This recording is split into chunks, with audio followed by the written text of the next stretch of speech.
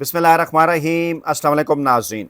मुसद्दक़ा इत्तलात के मुताबिक मियाँ नवाज शरीफ साहब की जानिब से आर्मी चीफ को तीनों मुसल्लह अफ़वाज का सरबराह मुकर्रर करने और उनके ओहदे में तोसी के ऐलान से पहले ही मियाँ नवाज शरीफ साहब आर्मी चीफ की बरतरफी का मंसूबा तैयार कर चुके थे, लेकिन आर्मी चीफ साहब को इत्तला होने पर नवाज शरीफ साहब अपने इस मंसूबे में रद्दो बदल पर मजबूर हो गए। ज़राए ये दावा कर रहे हैं कि पाकिस्तान की खुफिया एजेंसी इन दिनों मुबैना राय विंड साजिश का इंतहाई बारीक बीनी के साथ जायज़ा ले रही है और ज़राए ये दावा कर रहे हैं कि नवाज शरीफ साहब के मुतल्लका खुफिया ऑडियो टेप्स और कुछ मुतल्लका दस्तावेज़ात का भी इंतहाई बारीक बीनी के साथ असर-ए-नो जायज़ा लिया जा रहा है। नवाज शरीफ साहब के करीबी हलकों के मुतल्लिक भी मुख्तदर हलके ये दावा कर रहे हैं कि उनकी जानिब से इन दिनों पुरस्रार तरीन सरगर्मियाँ अपने अरूज पर हैं। ख़ास तौर पर जावेद लतीफ़ साहब, ख्वाजा आसिफ साहब, राना सनाउल्लाह साहब, जो कि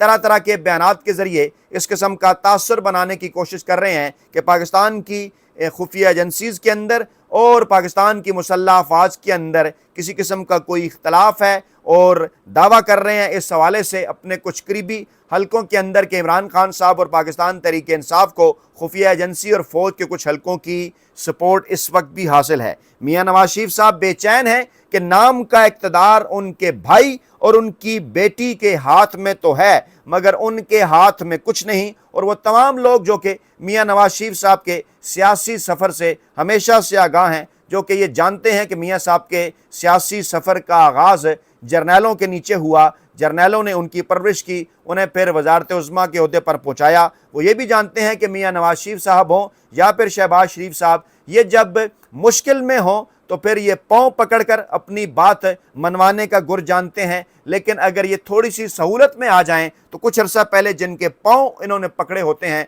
उनका ये गला पकड़ने की जानिब भी जो है वो बढ़ते हैं। और मुबैना तौर पर जब इमरान खान साहब के ख़िलाफ़ एक लंदन प्लान तरतीब दिया गया तो उस वक्त मियाँ नवाज शरीफ साहब को ये मशवरा दिया गया था कि मौजूदा आर्मी चीफ वो आखिरी शख्स होंगे जो कि उनके मुकाबले में इमरान खान साहब की हमायत करेंगे। लेकिन क्या करें कि मियाँ नवाज शरीफ साहब एक बार फिर अपनी उस आदत से मजबूर होकर इन दिनों उसी बेचैनी का शिकार हैं कि किसी न किसी तरीके से इक़्तिदार पर एक बार फिर कब्ज़ा किया जाए। हमारे ज़राए ये दावा कर रहे हैं कि मियाँ नवाज शरीफ साहब के हवाले से इस वक्त मौजूदा हालात के तनाज़ुर में कुछ माजी की अहम तरीन दस्तावेज़ात का भी जायज़ा लिया जा रहा है। हम आपके सामने रखते हैं, फिर हाल की कुछ डेवलपमेंट से डाट कनेक्ट करते हैं, आपको तफसीलात से आगाह करते हैं। 29 जून 1993 के हवाले से मियाँ नवाज शरीफ साहब से मुतल्लिक एक रिपोर्ट पाकिस्तान की खुफिया एजेंसी के पास मौजूद है, जिसका सर-ए-नो जायज़ा लिया जा रहा है कि कैसे नवाज शरीफ ने रेंजर्स के ज़रिए पंजाब पर कब्ज़ा करने की कोशिश की थी,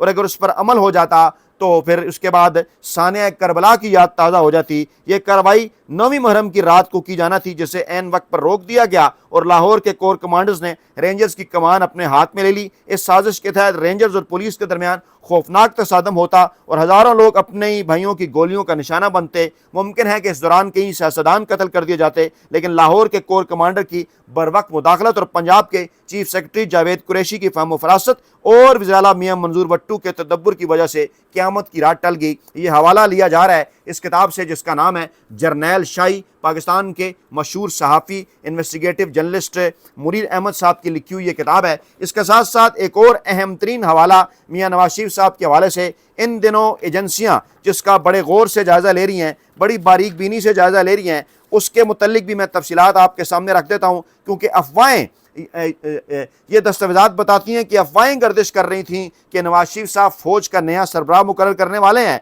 और इस अफवाह को तक़वियत उस वक्त मिली जब ISI के सरबराह अमेरिका चले गए। वहाँ उन्होंने CIA, पेंटागन और महकमा खारजा के आला हुकाम से मुलाकातें की। बज़ाहिर यही नज़र आता था कि जो DG ISI हैं वो क्लियरेंस हासिल करने के लिए वाशिंगटन गए हैं। अमेरिका में क़याम के दौरान उन्होंने मुबैना तौर पर अमरीकी हकाम को तासुर दिया कि آرمی چیف بنیاد پرستوں کی سرپرستی کر رہے ہیں اور ان کی موجودگی میں افغانستان پر دباؤ ڈال کر وہاں پر جو مطلوب افراد ہیں ان کو گرفتار نہیں کرایا جا سکتا۔ ISI کے سربراہ اس کتاب اس دستاویزات کے مطابق ڈبل کراس ہو کر وطن واپس پہنچے۔ انہوں نے نواز شریف کو سب اچھا ہے کی رپورٹ ارسال کر دی، جس پر نواز شریف نے اعلیٰ سطح پر تبدیلیوں کے لیے صلاح مشورے کا سلسلہ تیز کر دیا، اور یہی صلاح مشورے ان کو لے ڈوبے، کیونکہ مشاورت کا دائرہ کار وہ ایسے لوگوں تک لے گئے جو بظاہر مسلم لیگی تھے لیکن حقیقتاً وہ ملٹری انٹیلیجنس کے لیے جاسوسی کر لے تھے۔ نواز شریف کو اس سنگینی کا اندازہ نہ ہو سکا جو ان کا مقدر بننے والی تھی۔ یہ دستاویزات نواز شریف مجرم کیوں، یہ بھی انویسٹیگیٹو جرنلسٹ منیر احمد صاحب کی کتاب ہے، اس کا بھی جائزہ لیا جا رہا ہے کہ میاں نواز شریف صاحب نے، پہلے میں نے آپ کو بتایا کہ وہ جو دور حکومت تھا 1993 کا تھا، یہ 1999 کی بات ہے جب مشرف صاحب کے آمنے سامنے تھے میاں نواز شریف صاحب، اور معاملہ یہیں تک نہیں رکتا۔ اگر حال کے ساتھ اس کا جائزہ لیا جائے تو ہمیں یہ بتایا جاتا ہے کہ مصدقہ اطلاعات کے مطابق جو نواز شریف صاحب ہیں ان کی جانب سے آرمی چیف کو توسیع بھی دی گئی، ان کی جانب سے ان کے جو ہے ان کو تینوں مسلح افواج کا سربراہ بھی بنایا گیا، لیکن اس سے پہلے وہ ان کو برطرف کرنے کی سازش کا آغاز کر چکے تھے۔ لیکن آرمی چیف کو جب اطلاع ملی وہ اپنا منصوبہ رد و بدل کرنے پر مجبور ہو گئے۔ ایک غیر رسمی اجلاس میں وہ جو ہے وہ نواز شریف یہ منصوبہ زیر بحث لائے، جس میں کچھ انتہائی 3-4 ان کے کچن کیبنٹ کے لوگ اس کے اندر بیٹھے ہوئے تھے، اور جناب اس وقت صورتحال یہ تھی کہ جناب اس وقت جب اس ملاقات کے اندر جو ہے وہ ساری چیزیں ڈسکس کی گئیں، اور اس کے بعد پھر اس قسم کا پلان کیا گیا کہ کس طرح سے کچھ جرنیلوں کو قبل از وقت ریٹائر کیا جائے، آرمی چیف صاحب کو بھی ریٹائر کیا جائے، اور اس کے بعد اپنی مرضی کا جو ہے وہ آرمی چیف لایا جائے۔ لیکن ذرائع کے مطابق اس واقعے کے چند دن بعد نواز شریف نے GHQ کا دورہ کیا اور چیف آف آرمی سٹاف سے ملاقات کی، اور آرمی چیف نے نواز شریف کو مشورہ دیا کہ حکومت کو کسی ایسے اقدام سے گریز کرنا چاہیے جو فوج کی یکجہتی کو متاثر کرے۔ نواز شریف نے جواب میں کہا کہ حکومت کو کیا اس طرح کا کوئی ارادہ نہیں ہے، آپ کو غلط اطلاعات فراہم کی گئی ہیں۔ آرمی چیف نے قریب موجود ایک فوجی افسر کو اشارہ کیا تو چند ہی لمحوں کے بعد ٹیپ ریکارڈر پر ایک کیسٹ چلنے لگی اور کمرے میں غیر رسمی اجلاس کی کارروائی کی گفتگو سنائی دینے لگی۔ اپنی اور ساتھیوں کی خفیہ ٹیپ سن کر نواز شریف پر سکتہ طاری ہو گیا، اور نواز شریف کے کیبنٹ کے جو دو لوگ ان کے ہمراہ تھے ان کے چہرے بھی زرد ہو گئے۔ کیسٹ ختم ہونے کے چند لمحوں کے توقف کے بعد نواز شریف نے آرمی چیف کو کہا کہ آج سے اس منصوبے کو ختم سمجھیے، ہم آپ کو نہ صرف جو ہے وہ تینوں مسلح افواج کے سربراہ کے عہدے پر پکا کر رہے ہیں بلکہ آپ کی مدت ملازمت کے اندر توسیع بھی کر رہے ہیں، اور آپ کو جناب اس حوالے سے جلد احکامات مل جائیں گے۔ اگلے ہی روز ایوان صدر سے اس کا نوٹیفیکیشن جاری کر دیا گیا، لیکن اس کے بعد نواز شریف صاحب نے ایک نئی حکمت عملی شروع کر دی اور آرمی چیف کو فوج میں تنہا کرنے کی کوششیں شروع کر دیں۔ انہوں نے مختلف کور کمانڈرز کے ساتھ رابطے کیے، ان کو ادھر ادھر کرنے کا پروگرام بنایا، کوششیں کی کہ کور کمانڈرز کی جو ہے وہ تبدیلیاں تبادلے کر دیے جائیں۔ اس کے بعد بات بڑھتے بڑھتے کوئٹہ کے کور کمانڈرز تک پہنچی کہ کوئٹہ کے کور کمانڈر تک پہنچی کہ کس طرح سے آرمی چیف صاحب سے جو وہ کور کمانڈر میٹنگ کے جو منٹس ہوتے ہیں جو ہے وہ اس اجلاس کے بعد وہ کس طرح سے نواز شریف صاحب تک پہنچتے ہیں۔ اس کے بعد پھر کیا ہوا، 12 اکتوبر 1999 آ گیا، فوج نے میاں نواز شریف صاحب کو گھر بھیج دیا۔ یہ کتاب بھی رائے ونڈ سازش، اسی طرح کے جناب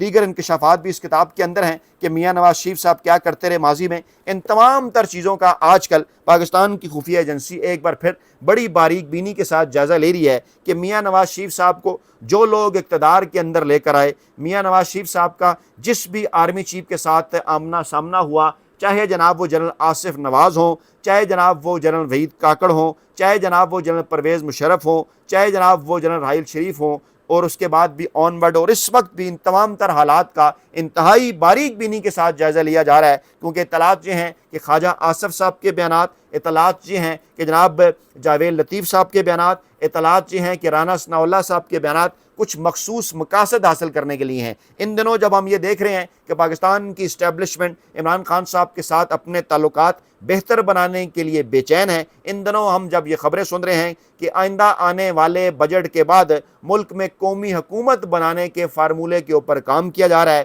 ان دنوں جب ہم اس قسم کی خبریں سن رہے ہیں کہ پاکستانی اسٹیبلشمنٹ کو پاکستان کی خفیہ ایجنسیز کی جانب سے یہ مشورہ دے دیا گیا ہے کہ میاں نواز شریف صاحب اور آصف زرداری صاحب کی مقبولیت، پاکستان پیپلز پارٹی اور نواز لیگ کی مقبولیت पूरे मुल्क में ना होने के बराबर है। और इस वक्त पाकिस्तान की 90% अवाम पाकिस्तान तहरीक इंसाफ और इमरान खान साहब के साथ खड़ी है। तो ऐसे हालात के अंदर जब इस्टेब्लिशमेंट कोशिश कर रही है कि इमरान खान साहब से सुलह की जाए, इमरान खान साहब को मनाया जाए, इमरान खान साहब को राज़ी किया जाए, उनके साथ मफाहमत की जाए, उनकी रहाई का रास्ता हमवार किया जाए और ये कोशिश की जाए कि पाकिस्तान को एक नए साफ शफाफ इलेक्शन की जानिब बढ़ाया जाए और उससे पहले कौमी हुकूमत के क़याम पर इमरान खान को राज़ी करने की कोशिश की जाए। मियाँ नवाज शरीफ साहब रवायती सियासी माफिया ये समझ चुका कि ऐसी सूरत हाल के अंदर उनकी सियासी दुकानें हमेशा के लिए बंद हो सकती हैं। इसलिए तलात ये हैं कि एक बार फिर मियाँ नवाज शरीफ साहब पाकिस्तान की इस्टेब्लिशमेंट के ऊपर वार करने का मंसूबा तैयार कर चुके हैं।